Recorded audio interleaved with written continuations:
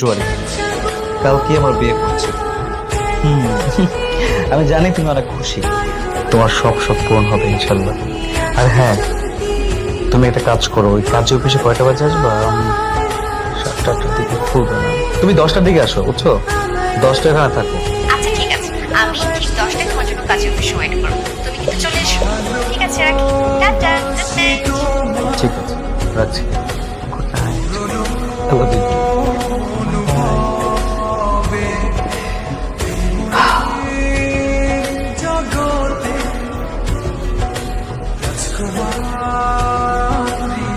কি আমার ঘরে কি?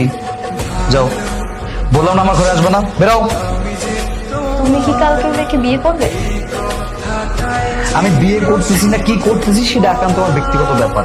তোমার মতো বাচ্চা একটা মেরে কি কৈফিয়ত দিতে হবে আমার? আমি বুঝলাম না কিছু। ঘরের ভিতরে আমার বাপ মা কি নিয়ে আসছে?